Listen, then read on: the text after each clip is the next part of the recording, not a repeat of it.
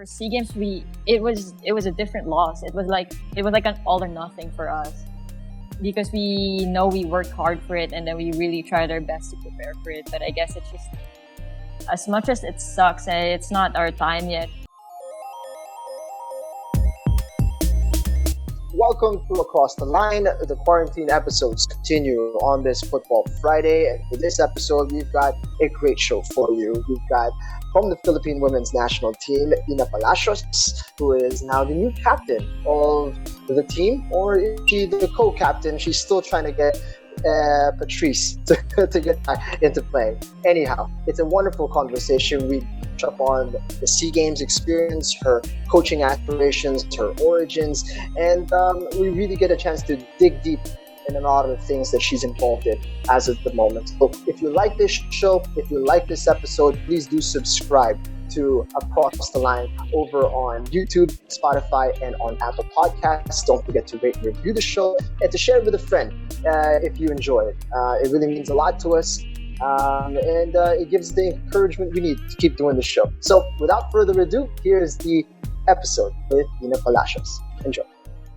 How are you, Inna? How's quarantine life treating you these days? I'm good. Actually, I'm just keeping myself busy doing some work for the academy, which is actually good because it's, takes your mind off of all the news and it's hard to be on social media all the time, get some time off. Yeah. So Chris has been working you hard, huh? It's actually fun. She has to say that. So, no, she's done a great job. Obviously, Ina's been coaching for a while now, but she's recently come off of her AFC C license course. Yeah. So she's someone who takes her coaching very seriously. And it's been great having her for the past few months that she's been working with us. How did you find the course anyway? How did you find doing your C license? Well, it did definitely open up my perspective, not just I'm so used to just a player's perspective, and I didn't realize how much work it is to be a coach, or how different it is. That what they see is something that, it's different. It's hard for players to understand that when you're playing, but once you get that education and then it opens up your mind, you get to appreciate what they do for you and the team. So I did learn a lot, definitely. Yeah. What's the one thing that stood out the most for you? Being organized, definitely one thing. If you organize and plan your sessions properly, then I'm pretty sure the kids will learn something new every day. Yeah, I think one of the things that a lot of our coaches went on that coaching course recently, and one of the things I was interested to find out with Inna was a lot of the course was geared towards working with outfield players, but you're obviously known as a goalkeeper. Yeah. How did you find that sort of different perspective, having a focus more centric of outfield players? That was very tricky for me. I felt lost at some point. I was like, what's going on? Like, this is not where I'm used to seeing the players. Like, I'm so used to just seeing them from behind because I watch them and I kind of orchestrate what's going on. But when I was coaching and then I was doing my practical, I was staying on the sidelines and I'm like, wait, I can't see what's going on. It was very challenging, but during my last practical test, I was happy that I was able to correct and spot mistakes that was assigned for me, and at least I got through that. But it was definitely a learning experience for me. Is being an outfield coach something that you would like to continue? Did you enjoy that, or do you think your passion for coaching will continue to be working with and developing goalkeepers? I was also thinking about that. As much as I would like to be an outfield player, my passion is just to find the next goalkeeper for the women's national team, or at least help find one or develop, because it's something that we really lack. And I think we don't have a lot of coaches that or goalkeeper coaches that are actually staying active at this time. It's hard when you're a goalkeeper coach. You have to be all in when you're training. You're actually like training with them because you kick a lot of balls for training. You kick about like 100 for training, and that's no joke. You have to be active and prepared for that. I think that's a really good point, Jing. Like, I think a lot of people,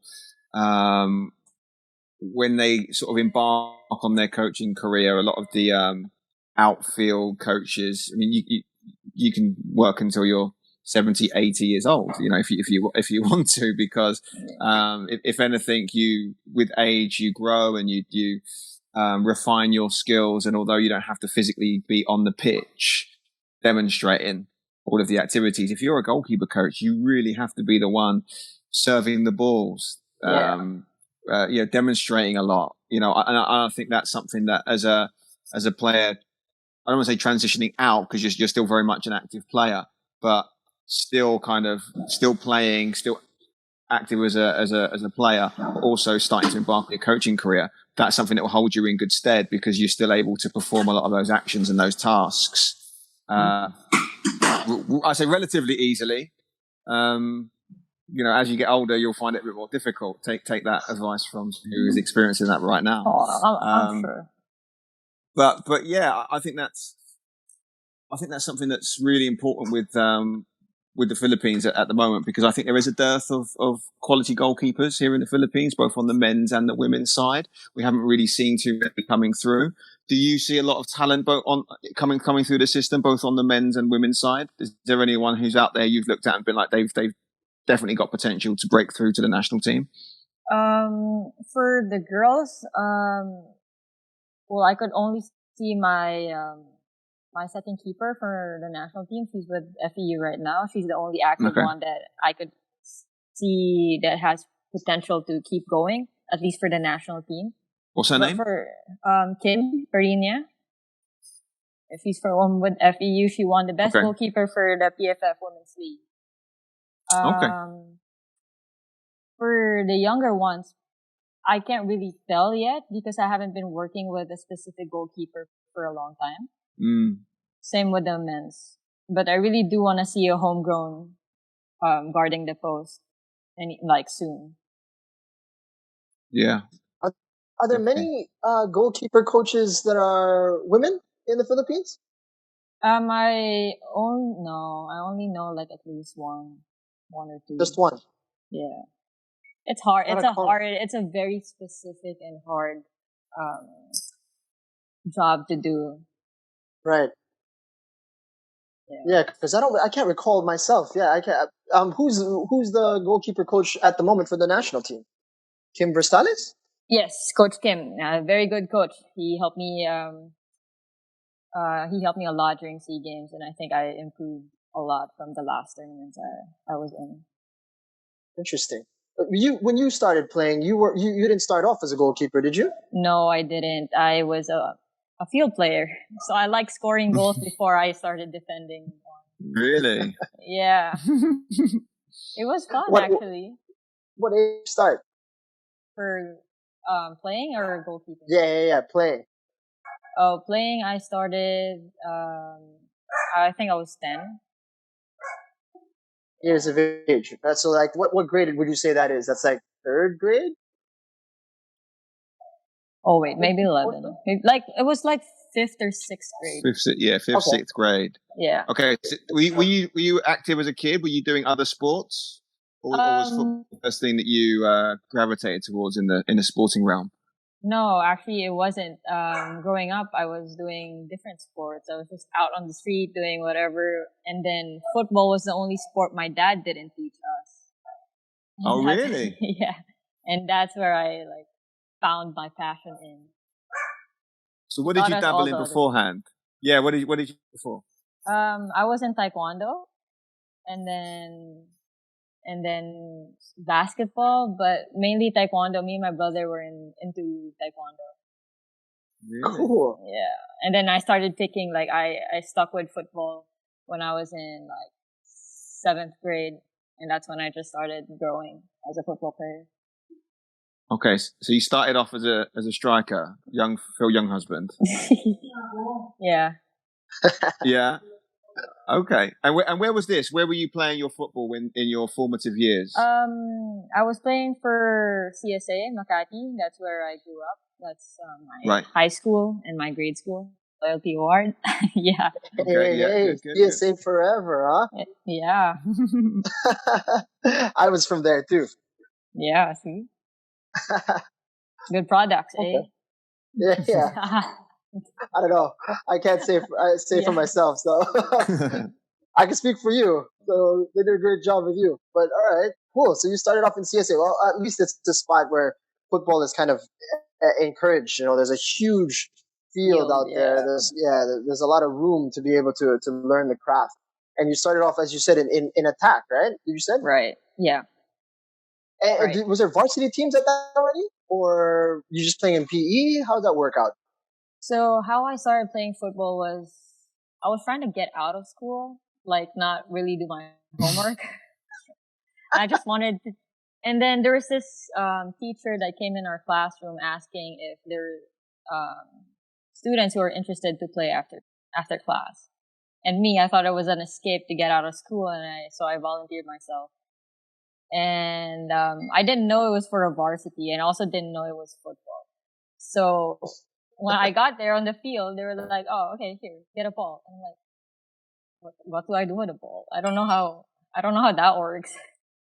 And so they taught us some basic stuff, and then I said, "Oh, I think I like this. This is cool." And so I went back the next time, and then I went back again after that, and I just kept going back until I made it to the varsity team. It was the youngest team then. It was composed of grade 5 and 6 students or like players, and then that's where I grew.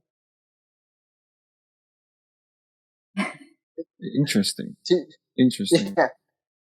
And then you just played. You were still doing taekwondo at the time, or did you drop that? I was, and then I had to drop it because I liked football better.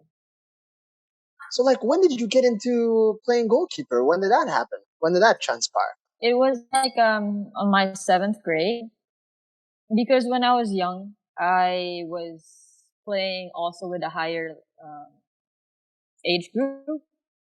So since I was 5th grade, they were putting me with. Looks like we lost you there for a second.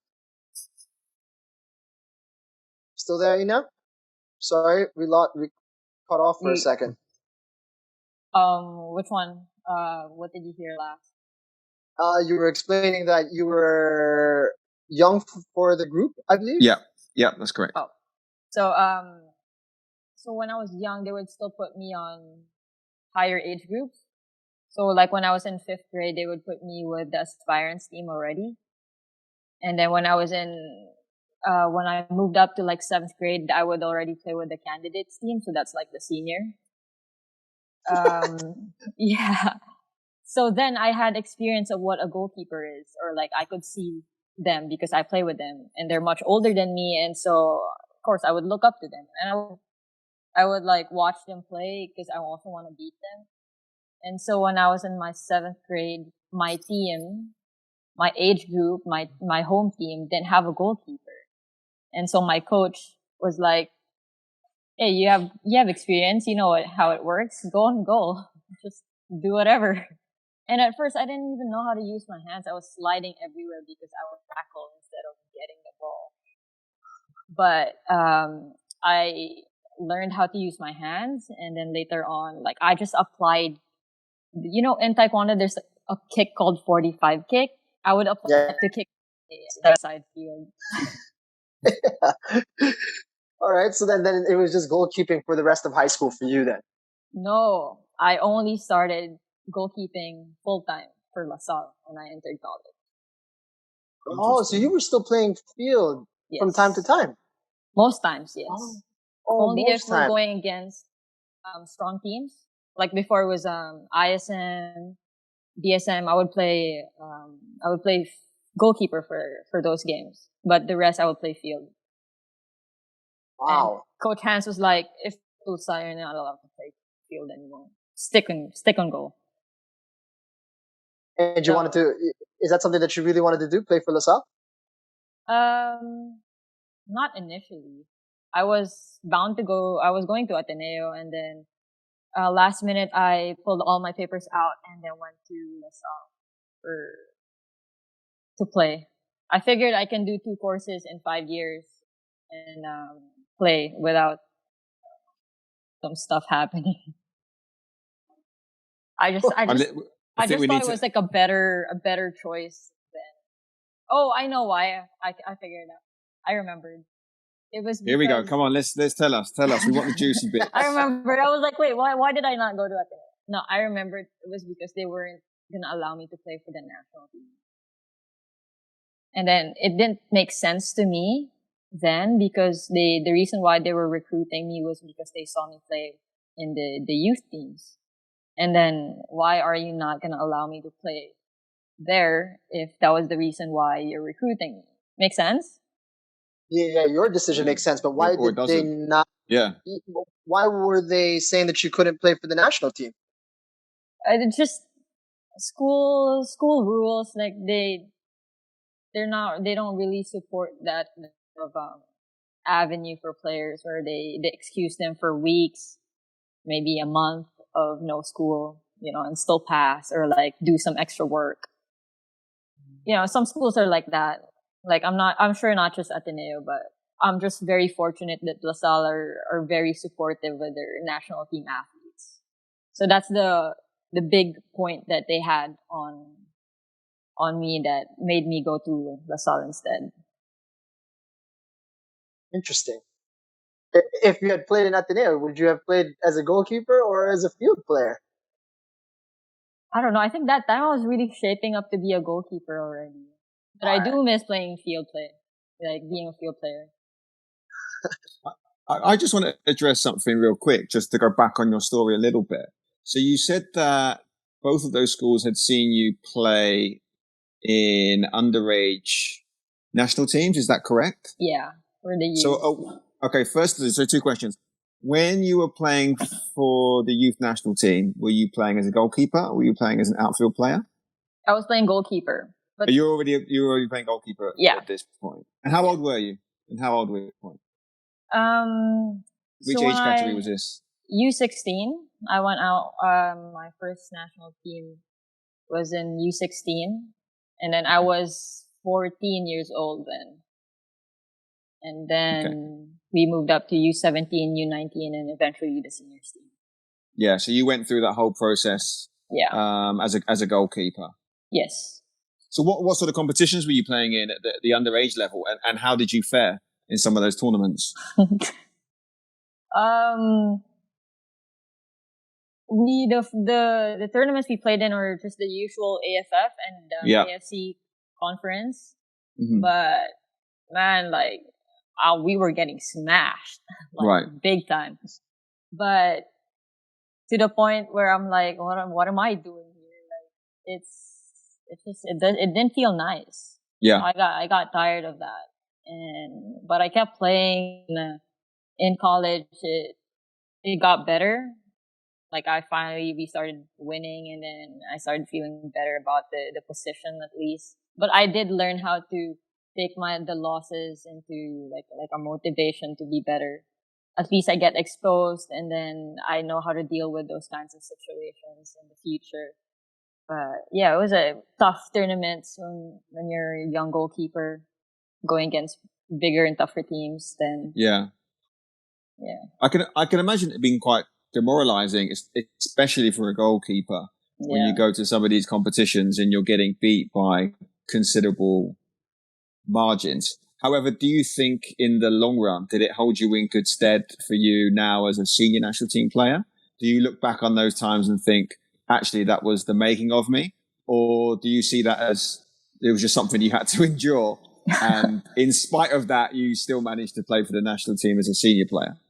No, like you said, I take it as something that really made me because it taught me how to be resilient at some point where it's, those are hard times for a young goalkeeper, and a lot would quit, but I'm proud that I didn't, because I learned. And during those times when I would remember that we were getting smashed, I wasn't even remembering the score, but I was trying to remember the good saves I made instead of like the goals, because those are the stuff I need to put in my bank to be able to move up. Yeah. Because at least I have something that I can say to myself that, hey, you're more than that. It's hard, but you gotta look at the positive side more than the negative side. And just go. Go ahead. No, you go ahead. I'll jump in after. No, this is actually in line with a question that's also been asked on our Facebook page. Shout out to Emmanuel Noel Francisco. I was wondering, because in high school, I don't recall there ever being a formal goalkeeping coach, right? Mm-hmm. So when did you ever kind of like pick up the skills or learn to become a proper goalkeeper? Because when does that begin for you? Actually, the only training I would get was when we would go to tournaments, like a month before or like 2 weeks before. I was just lucky enough that I was able to adjust very quick. And like, I guess being active or like being athletic really helped me, prepare myself, or at least adapt quick to like very goalkeeper specific, movements. But there was no formal training until college. I'm telling you, it's crazy. The only training I would get was like only a week long or 2 weeks, and for your national team, there would be a goalkeeper coach that would come in and run you through your paces. Yeah, I see. Wow, that's just it. Not for so school. Essentially, it's natural talent, and whatever you're picking up. Yeah. Oh wow. No, no, it's crazy thinking about it like that. I didn't even realize it, like how it happened. I see. What were you going to ask, Chris? No, along a similar sort of lines, really, Gene. Big shout out to Emmanuel as well. His boy is a young goalkeeper in the academy. One of the things that I'm working with this is, we look at a lot of the young, talented Filipinos when they come in through the pipeline, and it's quite discouraging when you see talented players who aren't afforded the luxury of and the benefit of getting really, really good training as an up and coming and promising young player. How do you think that would have differed with your group, Inna, if there was, let's say, for example, a full-time goalkeeper that was designated to work with you on a regular basis? How do you think that would have changed you as an individual? And then also, do you think it would have helped with youth national teams also? Do you think if there was a more consistent and regular program with the women's team specifically, because I know it's the same actually on the men's as well, do you think that would have helped in terms of the development of the women's program as a whole? Yeah, definitely. I think it would help a lot, because it would, if you have a coach all the time with you, they get to track your progress. And then as a player also, you feel like you're taken care of, because you have someone to look up to, or someone is in charge of you to get better and improve every as you train. So if you look back to how I was before and then not having any goalkeeper, I think if I did, I probably would be so much different. I think I'd like to say I would be a lot so much better than how I am right now. It's because proper training is something, it's crucial to a player's development. And if, at the young age, I suffered also a lot of injuries, which I think resulted because I didn't have proper goalkeeping training or proper preparation for it. Like, my body wasn't ready for that, but I was fed, I just felt like I was thrown out there at a young age with no proper anything. And, I just had to deal. In return, I had to face the consequences of getting injured at a young age up to today. But I think having a consistent goalkeeper coach, or a coach with your player, guiding them throughout their improvement and their development, would really boost them and also help them as a player get ready in like a more at a high level of play. Yeah, I think that's a really interesting, an interesting point, and maybe something we talk about later when it comes to your sort of current situation, your coaching, because I know you feel very strongly about that, and it's one of the things that you specifically are looking to rectify. And in fact, Ina's on a bit of a bit of a crusade, I guess you could say, based guessing some of your experiences that you've encountered with yourself as you came up the system.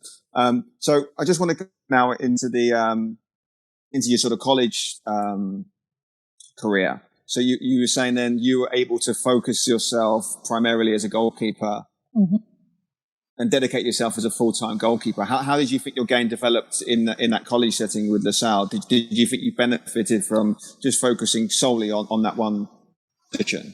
Yeah, I had fun every day training goalkeeper with Coach Lolong, and then even during my first year, I was playing. Since the men and women train together, I would train with like Beto and stuff like that, and I've always looked up to him because I was trying to copy his style because I was a young goalkeeper and I was quite new at the position, so I was trying to get my style. And then I just gather what I see and try to make sense out of it, and then that's what I adapt and like grow into. But it really opened how different the sport is for me, or like the position goalkeeping is, because I realized it's like a totally different sport from football. It's crazy how we our hands and like the technique we use are so different from like what field players are using or like do. So it did shape me a lot as a goalkeeper, and it was a very, very crucial times for me to learn at that age because I was pretty old, I guess, but still learning. But it was very instrumental how Coach Lolong helped me grow into the position. In what areas specifically do you think that the coach helped you to develop? It was more of like the positioning, a lot of ball handling and decision making. That's very crucial for a goalkeeper, decision making. You can be good with your feet, with your hands, but if your decision making is poor, it's very hard to play with. Is that something that you see across goalkeepers in the Philippines as a whole? Like, for example, like I look at someone like Dato, and I would say he's the exception rather than the rule. Like I look at his decision making that he would make when he first burst onto the scene in the UFL, for example, and his decision making was really, really strong for someone even at quite a young age. Whereas I would notice that a lot of other homegrown Filipino goalkeepers tended to be a little more rash and would make quite sort of rush of blood to the head type decisions often.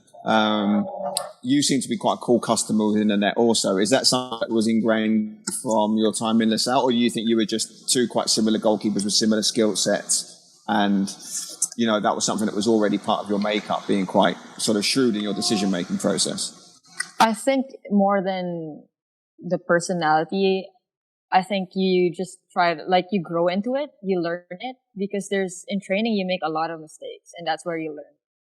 And like Dato making good decisions, I'm pretty sure he's made bad ones before that he learned, and then just was very hard on himself that he won't commit the same mistakes. I'm the same, and I think like even Neil would be the same, because we all make like bad decisions, bad calls in the games, but it all depends on how hard you are or how much you want to recover from it, because you don't want it to happen again. But decision making in general is it's a hard aspect to be very good at, because even now people still make bad calls, and it's just how it is. Once you get pressured, or once all of that elements affect you, your decision is one of the first things that will what do you call this? That will get affected by it, And especially as a goalkeeper, right? Because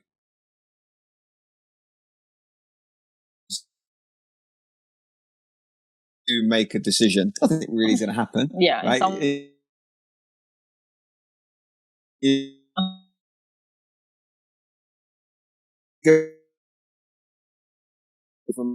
It's so.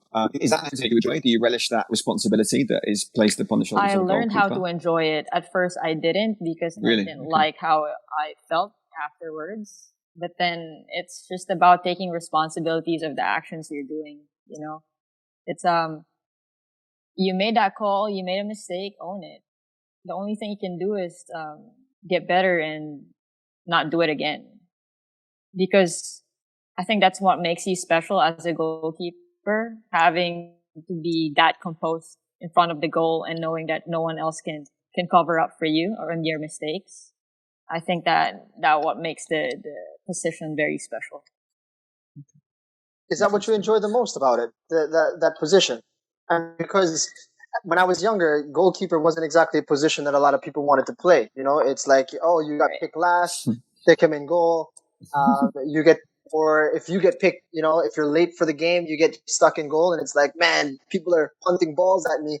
This isn't a really fun experience, you know. But you were able to have an opportunity to compare. You know, you've played field extensively, and you've had an opportunity to put yourself in that position, this high stress position that is being a goalkeeper. So, what is it you think about that position that you know aligns with you and your personality? I think I grew into it, into loving.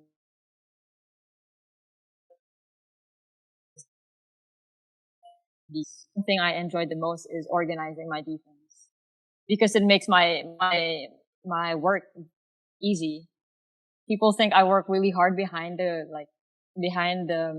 but it's just me really telling them what to do. That's pretty much it.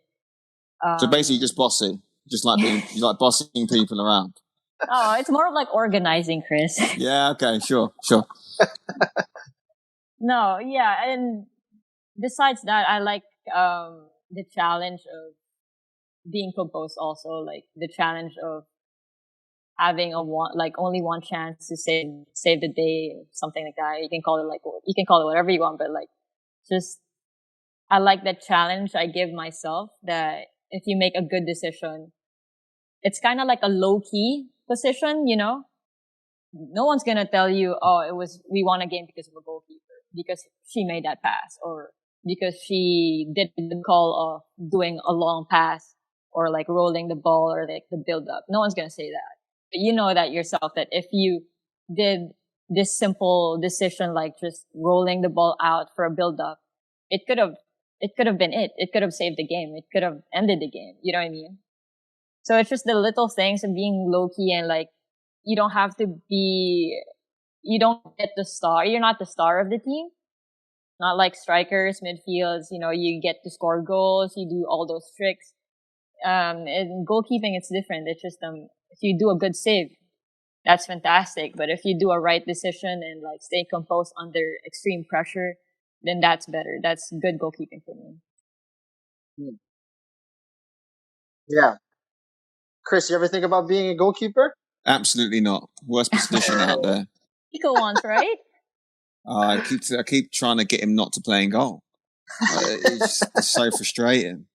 But yeah, it is what it is. I mean, he's very, he's flavour of the month. So like, he discovered a YouTube reel of Neil Etheridge. Uh-huh. So he made us play that on YouTube for a while. Then all of a sudden he thinks he's a goalkeeper, and then people start sending in goal gloves, and then it just had a ball effect, and then he wants to play in goal.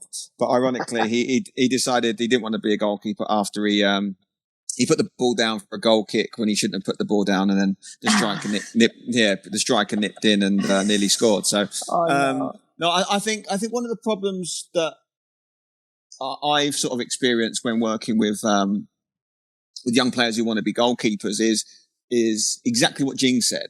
Is a lot of people are thrust into that position simply through the process of elimination, i.e., you were the last to show up to practice, you're the fat kid, you're the least athletic kid, so you end up playing in goal. But actually, what's really interesting about your story, and also of Neil's, is both of you started off as outfield players and then through fortuitous set of circumstances ended up playing in goal.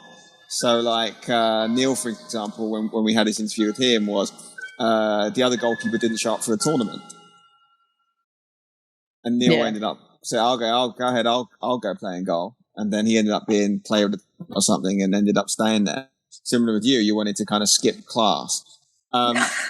Just on that goalkeeper front, we're sort of segueing a little bit into the coaching side, because I'm really interested to hear your thoughts on this.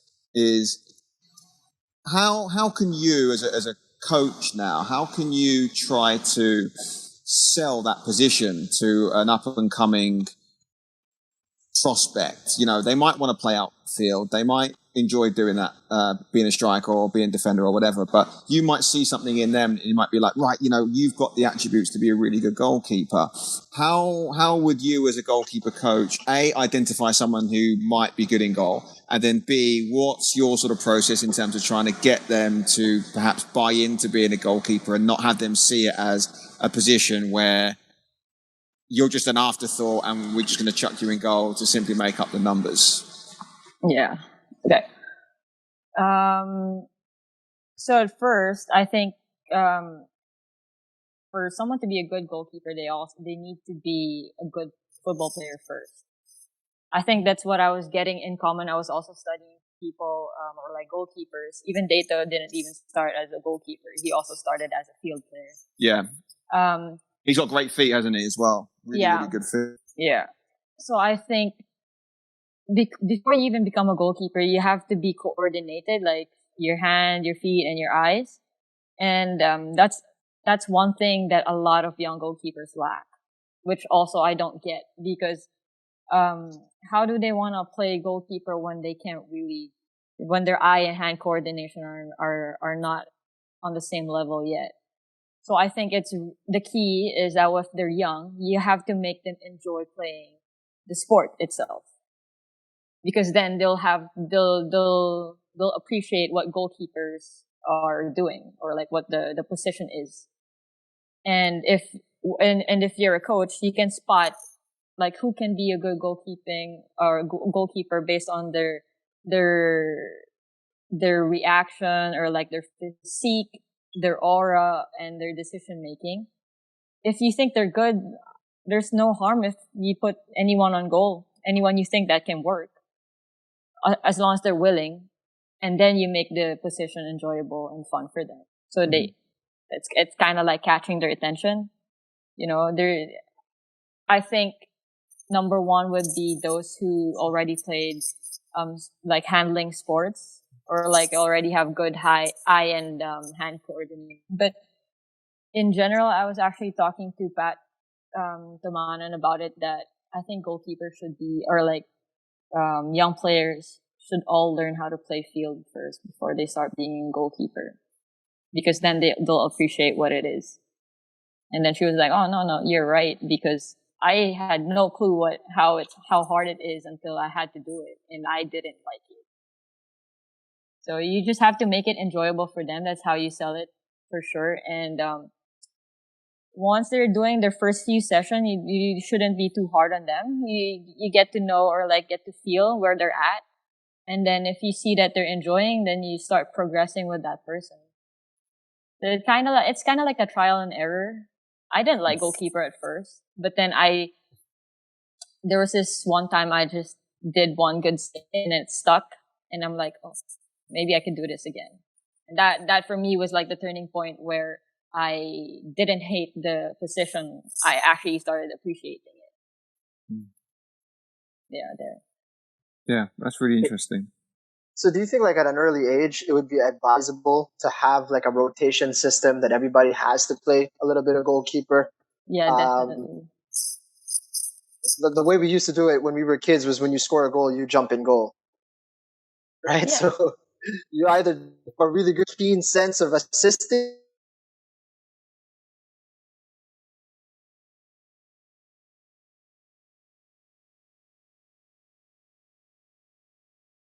or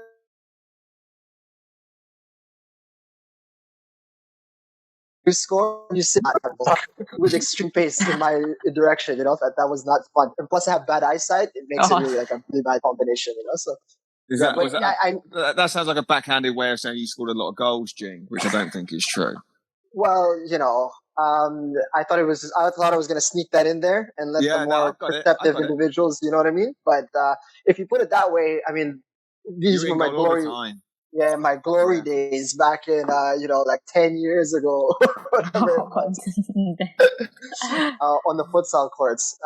But yeah, I mean, I always felt that, you needed a special kind of personality to play goal, because as you said, there's a lot of responsibility that you have to take, and you have to be able to pick yourself up. And I think that's what separates a lot of good goalkeepers, is sometimes you see people in goal that kind of crumble when it's a very big game and they make one bad decision and then you see it's gone. Like they don't have any more confidence, and the whole back line suffers as a result of that. Right, the whole back line becomes antsy. They know their goalkeeper's feeling not as decisive as you would like, and then it becomes a real problem for the whole team. Right, so if your goalkeeper doesn't have like a strong personality, I don't think it's even possible to perform at a high level. Is that fair to say? Yeah, I think that's fair to say. Also, like I said, you can't really avoid making mistakes because that's when you learn. But this is very crucial for the coaches or like the aspiring coaches, that you have to give your goalkeepers another chance to reveal themselves. Because one mistake or like recovering from that one mistake will take a whole game. We don't always get the ball. So if you take that away from them, then they're never gonna reveal themselves again and show them that I can be better. I think if you give that goalkeeper another chance, the developing of the personality will get there. Maybe they're gonna be better the next few games. Maybe they're gonna improve as a goalkeeper or even improve their personality to be a goalkeeper. But if you don't have the resilience of getting back after a fall, then it's going to be hard for you to succeed as a goalkeeper, for sure. I'm seeing a lot more goalkeepers starting off at a really young age. There's like goalkeeper academies. I think that's a new trend that for sure here in the Philippines. Is there any worry at all that some of these kids are starting a little too young? I'm not looking at it as a big problem. But if you're going to have an academy like that, and then you have really young goalkeepers, it would be nice to have them do more footwork than catching. They still do catching, but they do more like footwork and coordination to get that athleticism out more than anything. And then you crawl into the more specific goalkeeping exercises and training. So how long have you been working for Kaya Academy now? Just this year. What do you have her doing, Chris? Is it mostly goalkeeping work, or is she handling age groups? At the moment, she's not doing very much, unfortunately. Yeah, we would like to get her out and about doing a lot more. Listen, she was working with other organisations and just through some of the connections that we have with the club. Obviously, then she'd been playing with the women's team, which I'm sure we'll touch upon later on in the conversation. But, one of the things that I noticed with Inna was she was talking specifically about trying to develop the next generation of goalkeepers here in the Philippines. And it was something there's like I said earlier, a bit of a crusade, an ambition, or something that she felt very passionate about. And we were just really hoping to give her the platform to do that. Obviously, there is a dearth of homegrown Philippine goalkeepers here playing at the level that she's at. Like you said, Dato on the men's side. We've had, Ref Quaresma. We've had Edzar Capano. But that position on the men's side has been dominated largely by, the foreign-based goalkeepers, Neil Etheridge, Michael Falkersgaard, Roland Muller primarily in the last sort of 10 years. Yeah. And again, we've had this conversation before. What we don't want is for that, especially in that position where physicality is such an important aspect. We don't want that position to be monopolized by foreign-based Filipinos. We would like to give homegrown Filipinos the opportunity to excel in that position. And I know that this is something that Ina and I have discussed at length, and maybe that's something that you can expand upon, Ina, because I know it's something that you find you have very close to your heart, and it's something that you really want to try to develop here in the Philippines. Yeah, I was talking to Chris about that. I was telling him that, like, physically, I'm not the ideal of what a goalkeeper should be. Like, I'm relatively small than the rest, but all I could do was to work around my weaknesses and turn it into strength. And now what the aspiring keepers, or like the young ones, I want to be able to give back what I didn't have, so that they'll reach farther than what I'll be able to do. Because I think there's a lot of talent in them, but only talent comes out when they're used properly, or if you light it the right way. So I think, with the right training, also they should start doing a lot of strength and conditioning at a young age. That stigma of like starting early is not good. It all should be gone, because it's actually the key to make you better, like physically. I mean, if you have both, you got the height and like the right thickness, then there's no reason for you to hold back from doing the best that you can, especially in goalkeeping. It should even boost you even more. But for the other keepers that are relatively small like me, if they think they have the talent for it, then they should just keep going, because you'll never really know what you can do unless you try it. So that's pretty much what I did, and I'm glad I did. So yeah.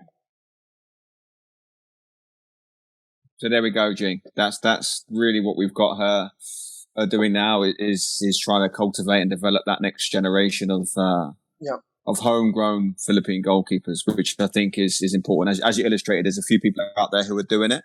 But obviously we just want to give Ina the platform really to try to develop her skills as a coach, but also develop the next generation of homegrown talent that we've got plenty of here in the Philippines.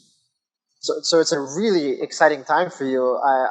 I'm imagining, you've come out of the C course, you picked up lessons, you're starting your coaching career now with Kaya Academy, and hopefully developing a new crop of talent. Unfortunately, the virus has disrupted a bit of the preparation and sort of the highlight of what should be a AFF tournament that was supposed to be held here in our country. So we've talked a little bit about the coaching. I want to sort of steer ourselves to the playing career, right? I mean, very recently we had the Southeast Asian Games, which just wrapped up in our country. Both teams, both the men's and women's, slightly fell short of where they wanted to be. Obviously, the men's wanted to be in the medal rounds. You guys had an opportunity yourselves. That must have been a very difficult experience, being so close to a medal and being able to create that history and doing it in front of the home crowd. What was that like for you? Knowing that you guys were so close, it was there, you could have touched it, but it didn't happen. What was that feeling like? The whole experience for you? Man, like, to be honest, I'm like still thinking about it up to this day. Like, I just felt raw, because it was so close game, I guess. Like, game management wise, that's what we lacked. I think that's what killed the game. Really upset that we didn't win, or because we knew that we weren't there yet. But for SEA Games, it was a different loss. It was like an all or nothing for us, because we know we worked hard for it, and then we really tried our best to prepare for it. But I guess it's just, as much as it sucks, it's not our time yet. But if you start keeping the team like that, or if you keep improving as a team, I think in the next few tournaments, hopefully, well, it could have been this AFF, but now it's all paused because of the virus. But I think there's some good progress that we're gonna do. It just sucks that we all have to stop for a bit and playing. But SEA Games, it felt great playing in the Philippines. It was something that everyone really enjoyed, and it meant a lot for everyone in the team because it was something that not everyone was able to do in their lifetime. Playing something or playing the sport that they're all passionate about and representing the country. It was such a big highlight of the year for all of us. But that loss was just something else. It's hard to recover until now. There was obviously a lot more attention. There was already building attention on the women's team, and that kind of culminated with that SEA Games tournament. And once that you guys kind of fell short and weren't able to pick up a medal, you would see online that there was a lot of finger pointing. There's a lot of placing the blame on certain individuals, whether it's in the coaching staff, whether it's particular players. What was it like dressing room after that? What was the feeling, and what was the messages that were said? If you're okay to divulge some of that information. Right after the game, I was one of the last ones that went inside the dugout. I was quiet. We were all quiet. We were upset because we knew what we lost. It was, everyone was moving and trying to fix up and get ready for dinner that was supposed to be happy because we were supposed to win. But everyone just started, packing up with their heads down. And then right when we were all ready, we got into like a huddle and we started talking as a team and saying all the good things that we achieved despite the result that we didn't want. I think that was, it was also very emotional at that point because it was when Patrice Impolido announced that she was going to retire from the national team. And how she did it, she just gave me the armband, and the captains would have the last say in the huddle, and I was beside her, and then she had her armband, and as she was talking, she just kind of like gave it to me, and she's like, "Ina's gonna take care of you guys," and I'm like, "Wait, what?" So I just started like bawling. I'm like, "No, you can't do this right now. Like, there's too much emotion going on." And then, but despite that, we were all happy with how far we've gone, but just that bit of sayang in us, parang, you could have done so much better, or like at that time, I don't think we could have done any better, but we know we should have, but it happened. I think it was just a mismanaged game. As soon as we led the game, we didn't know how to deal with that because we're so used to just always trying to catch up to anyone that scored before us. And so when we were actually leading, we were like, we couldn't get a hold of the game. And so they found that 1 second that we were so disorganized, and they capitalized, and they did it again. So I think it was just a learning experience for us as a team that, it's possible. You could lead a game. And next time, once we lead the game, hopefully we can hold it and come out with a win. So that was, the dugout situation was very quiet until the last few minutes before we huddled up. Did you get the chance to watch that game, Chris? I think back to the SEA Games matches that we watched. I caught snippets of the girls games, and I think I remember doing the podcast with you because obviously same again. Yeah. We watched some of the men's games as well, and I know you were calling a lot of those games, and I found myself in that situation where there were so many positives to come out of that competition, like some of the football that both the men's and the women's played was really exhilarating at times. Some of the results were really, really good. I actually heard that podcast.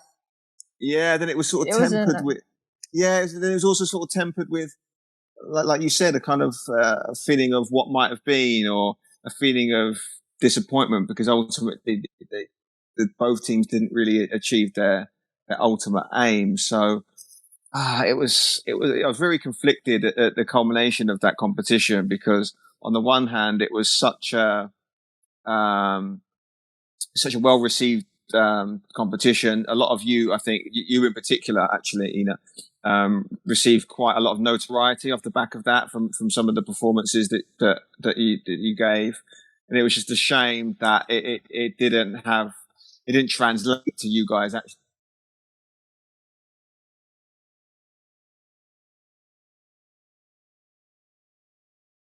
Some of the games, I think obviously a similar situation was also encountered from the men's team. But how did you find that competition from an experience standpoint? Like I don't know, I've never participated in the SEA Games, so how was it for you as a player to be involved in a full scale competition of that magnitude on home soil? It was my second time to join or like be part of SEA Games, and I've always looked. It was always my dream to play in SEA Games because it was like our Olympics in the Philippines. Yeah. And it's like it's a big event where it's kind of like a festival every day kind of thing. So like it's all sports. You know you have different friends from different sports, and you all trying to watch each other, and then you kind of like get a track of how they're doing and how we're doing, and it just feels good how people unite just because of sports. And I think that's the happy part about it, despite all the problems that came up. But it was a really, really good experience because it was very active for everyone, and everyone was just like trying to look out for how Philippines will do the whole tournament. And I really enjoyed it. Even the first time I joined SEA Games, or like I was part of SEA Games, I really enjoyed it. Yeah. So with the passing of the armband, you are now officially the captain. I guess so. Yeah. I still think Pimp is the captain. Pimp will always be my captain. But she's retired now. So on the pitch, you're wearing the armband these days? Yeah, I guess I'm gonna have to wear the armband. But we're still trying to convince her to play for like another tournament. I see. So it's a semi-retirement right now for Patrice. It's not real until the next tournament. We'll find out. So obviously there's a lot to look forward to, right? This is another AFF championship. You guys prior to the SEA Games had done extremely well, getting close to World Cup qualification. You guys had done great in the Asian Cup as well. So you guys have been making waves for quite some time, actually. And perhaps that's the reason why there was a little bit more of that disappointment because of the expectations that were already behind you guys. But now you guys have the future to look ahead to, and obviously a few tournaments ahead as well. So is the team intact? What are you guys feeling about your chances for the upcoming tournaments that you guys have around the horizon? Well, we don't have any news from the PFF about the plans for the AFF supposedly this year. But as a team, and like we have some groups, and we're really talking to them and trying to get everyone still intact and as we go to the next few tournaments, because we want to see how far we can go as a team. And if there's going to be additional people, it's just to enhance what the team strengths, what we have as team strengths now. So it's more of like, we want to invest in what we can do as a team first before we think of anything else about dismantling team.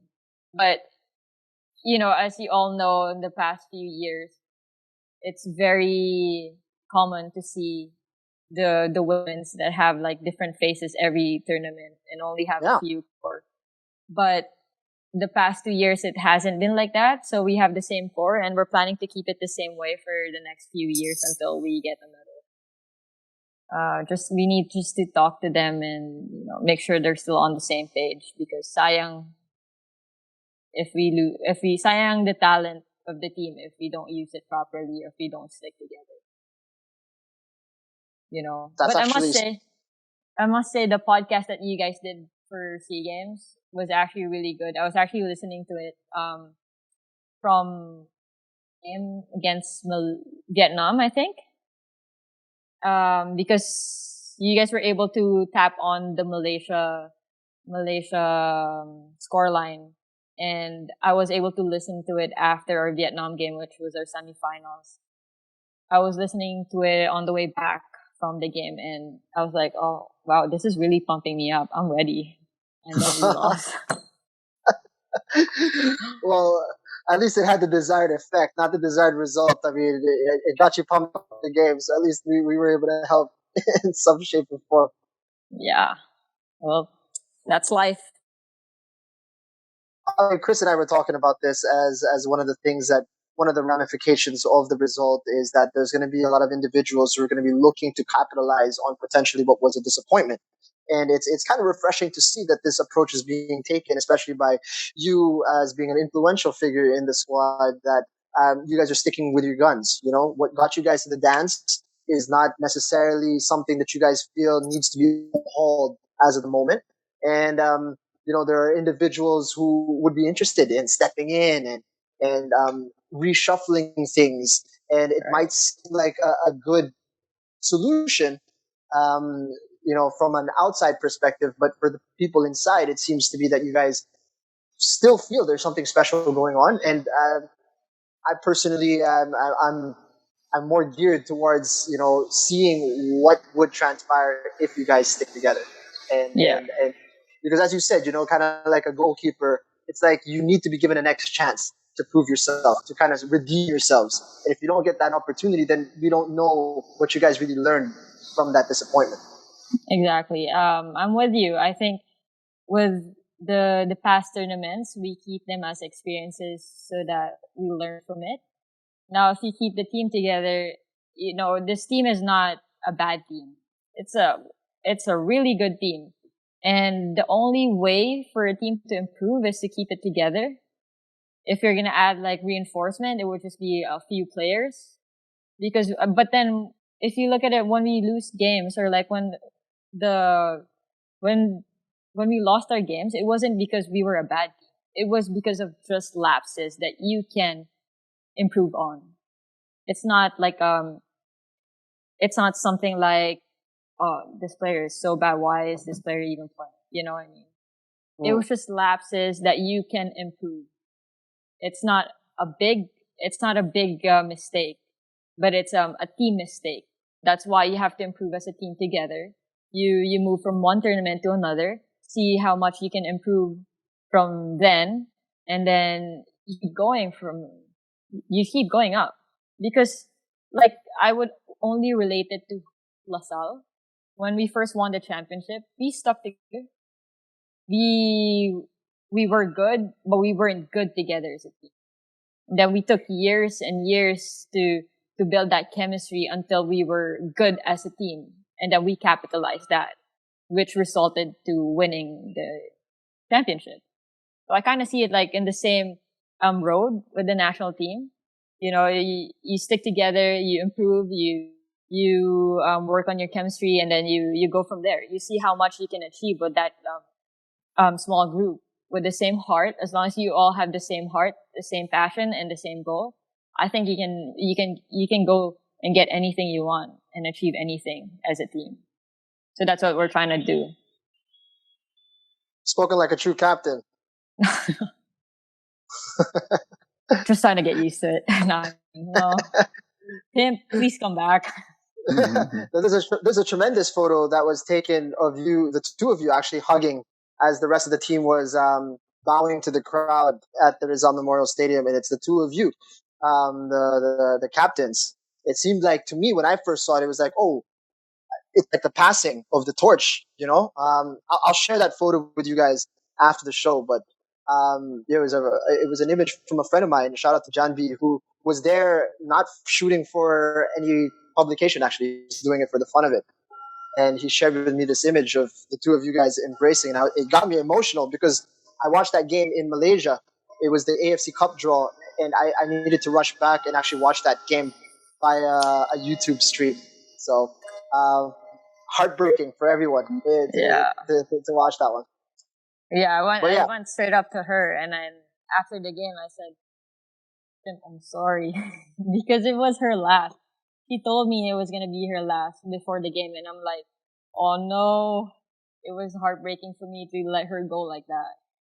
yeah. If it was gonna be her last game, still hoping.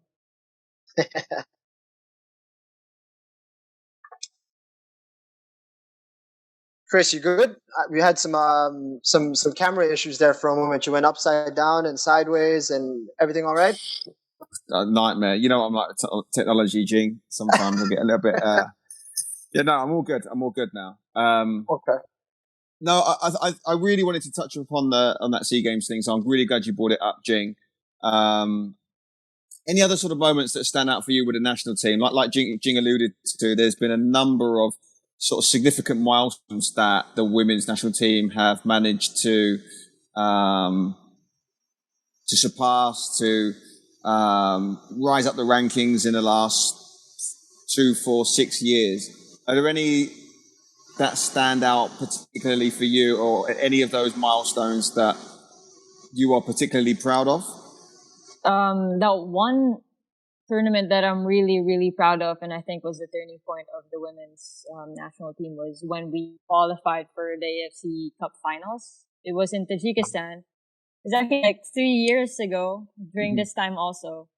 I think for me that was the turning point because that's where it all started. From there, we started escalating, going up, and achieving great things as a team. Though there were like a lot of challenge, um, falling short for the World Cup qualifiers. We were one team away from actually making it to the World Cup. But the one we did in Tajikistan, the AFC Fires, that was for me my favorite so far because it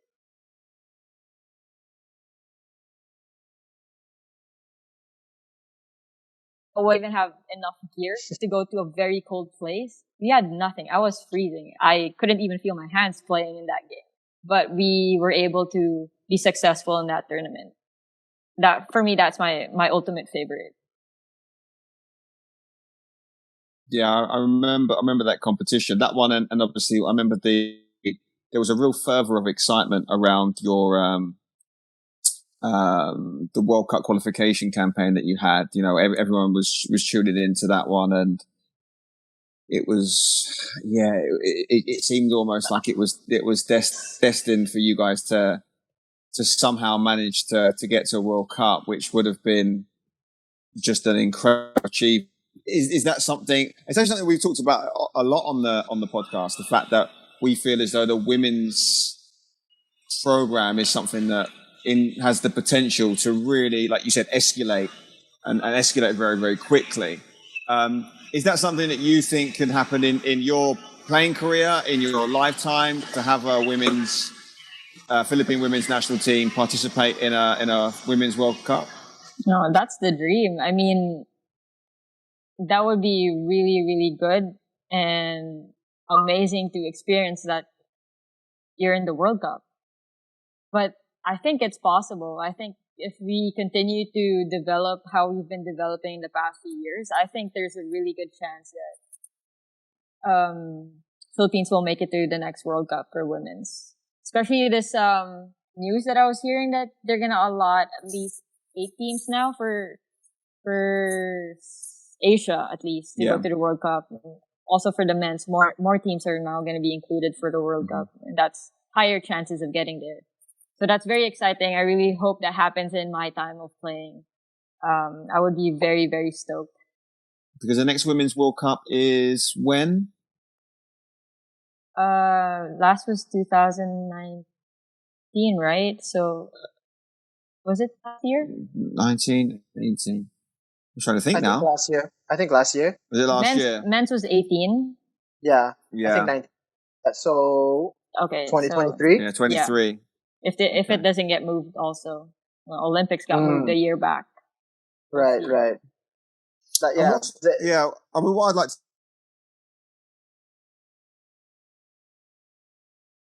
to to be taken in order for the women's national team to bridge that gap? Because by the sounds of it, a lot of what you're saying is that we're not that far away. And seemingly with a couple of, minor adjustments, tweaks to the current program, we could be finding ourselves in the situation where we could feasibly make a World Cup. So what are the sort of the steps and the measures that you think need to be taken in order for us to get to the point? For me, like any other academy or any other professional team, planning is number one. You have to know when to use your team or like when to start the work. If you plan properly, then you get your progress. You're on track. So now if you follow that, I don't think there should be any problem because you'll be able to work on the things that you fell short with the past tournaments, and so it gives you time to improve as a team. And if you think it's not enough, then you revise that plan and make it better for you to address the comings of your team. And I think also consistency from training sessions and intensive training. I'm not asking for an everyday training, especially if you're off season, but at least have maintenance training for like twice a week, even once a week if it's really hard to do, because most players are based here anyway. So it's a good chance to keep them together and keep the chemistry going while we're still waiting to play in the next tournament. Yeah. And then you go into a more intensive session towards nearing the tournament, But I think really the key is planning and consistency from the coaches, whoever the federation assigns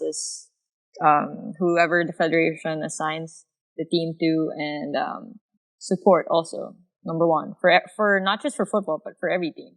Yeah.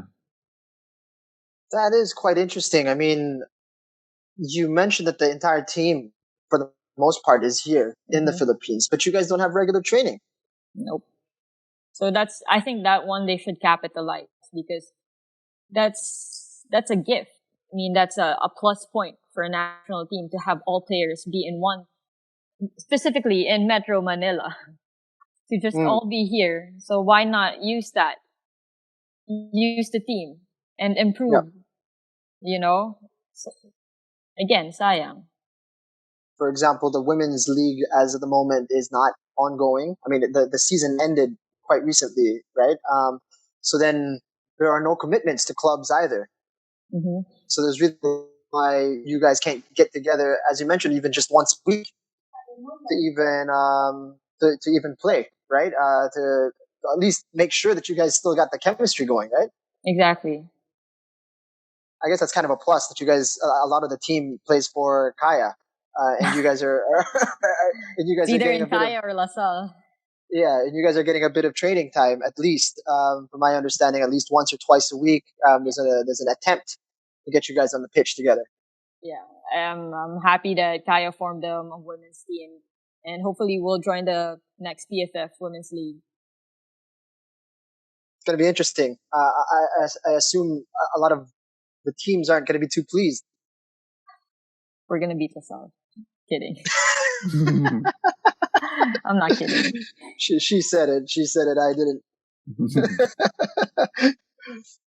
Okay.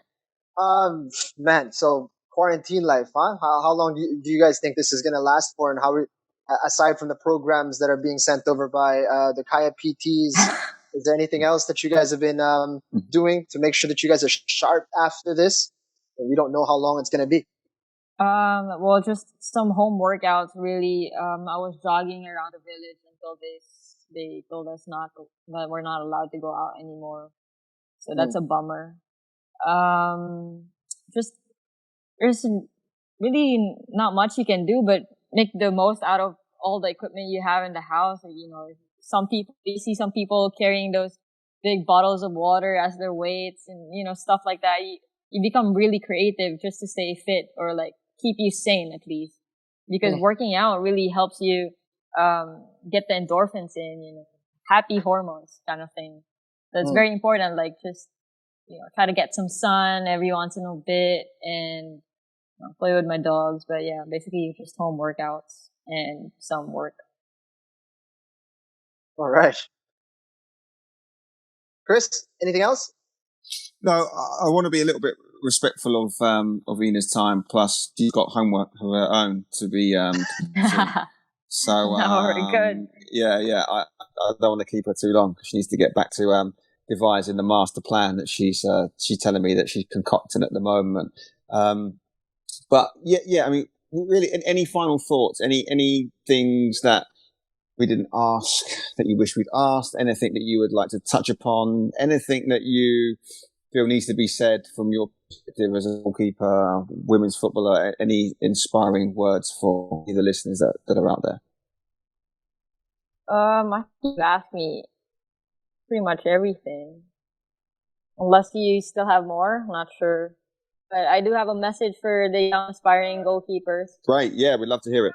Yeah, so sorry, that's bad.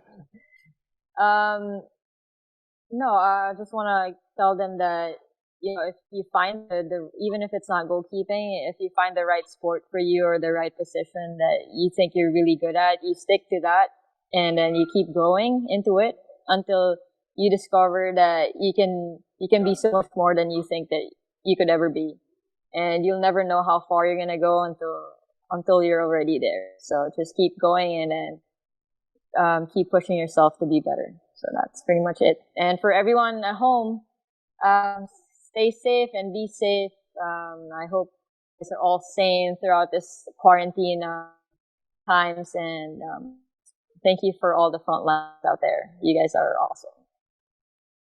She's going to talk. Thank you so much. I know, man. Incredible. We're in trouble. We're in trouble. This conversation is helping me stay sane. Thanks a lot for taking the time to speak with us. It was a tremendous conversation and a great insight to you and your beginnings and sort of what to look forward to in terms of the women's game as well. I'm sure a lot of aspiring goalkeepers are quite pleased and excited about the prospects of having you and other like-minded individuals being there to guide them on the path. And, there's a lot of excitement around the women's game as of the moment. I'm personally one of those individuals who is keeping a close eye and hoping for the best. So thanks again for the time and all the best in, trying to keep your sanity throughout the quarantine, and hopefully we all come out a little bit stronger. Yeah. No, thank you for having me. I really enjoyed it. It was nice. All right. Thanks, Inna. If you guys enjoyed the chat and enjoyed the content that we provide here on Across the Line, please do subscribe to the show on YouTube, Apple Podcasts, and over Spotify. And don't forget to rate and review. Share with a friend. If you enjoyed this conversation, please let somebody else know so that we can keep growing the community and we keep getting the encouragement that we need to keep us going. So appreciate it, guys, and we look forward to seeing you in the next episode.